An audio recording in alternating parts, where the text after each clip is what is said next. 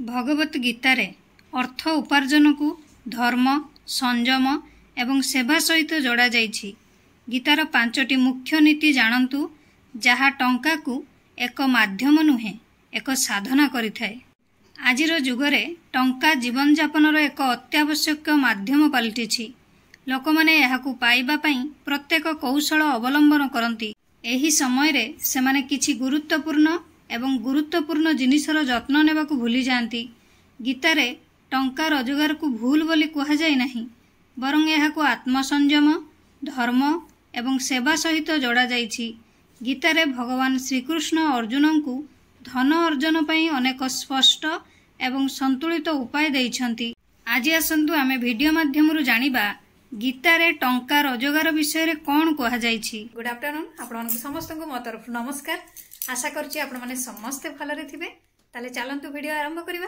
किंतु वीडियो आरंभ करबा पूर्वरु आपण मानक भितर केहि जदि आज मो चैनल ले नुआ थांती ताले प्लीज प्रथम मो चैनल को सब्सक्राइब कर दियंतु। पाखरे थिबा बेल आइकन को क्लिक करंतु जहा फल रे मो नुआ नुआ वीडियो रो नोटिफिकेशन आपण मानक पाखरे खूब शीघ्र पहुंची जिवो। गीता धर्मोपदेश रे कहा जाइछि जे टंका रोजगार करिबा भूल नुहे, किंतु एहार उद्देश्य एवं साधन पवित्र धार्मिक एवं नैतिक हेबा उचित।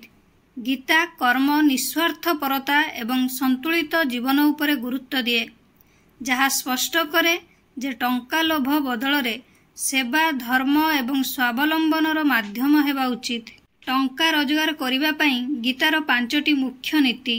भगवान कृष्ण कहिछंती जे जणे व्यक्तिर केवल निजर काम करिवार अधिकार अछि, फलाफल उपरे नुहे।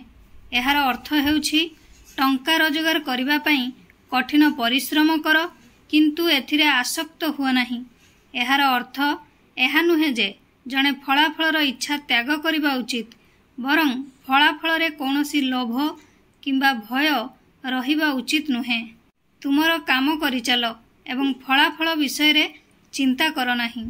गीतार मौलिक वार्ता हेउछि जे आपण जीवन रे जहा भी करंतु ताहा धर्म अनुଯାयी हेबा उचित। श्रीकृष्ण कहिछंती जे जेउ व्यक्ति अधार्मिक पथरे टंका रोजगार करे से केवल आत्मा को कलुषित करे नहीं, बरं समाज रे असंतुलन मध्य सृष्टि करे।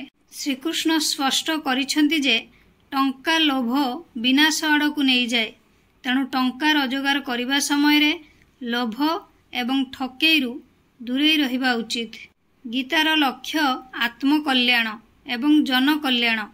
अर्जुन को उपदेश देवा समय रे भगवान श्रीकृष्ण कहिछंती जे जेउ व्यक्ति निजर कर्तव्य परित्याग करे से समाज एवं आत्मा उभयरु दूरेई थाए।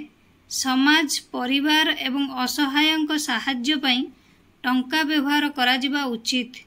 जिए अत्यधिक आनंद रे लिप्त हुए नहीं किंबा अत्यधिक तपस्या रे लिप्त हुए नहीं, से जणे प्रकृत योगी। सेहीपरि टंकार संतुलित व्यवहार अत्यधिक संग्रह किंबा अत्यधिक त्याग जीवन को स्थिर करिथाए। आशा करूची आपण मानको वीडियोटी भल लागिथिबो। जदि भल लागिथाए ताले निहाती लाइक कमेंट शेयर सब्सक्राइब कर देबे। मते ताले विदाई दियंतु। पुणी देखा हबो नेक्स्ट वीडियो रे। नमस्कार।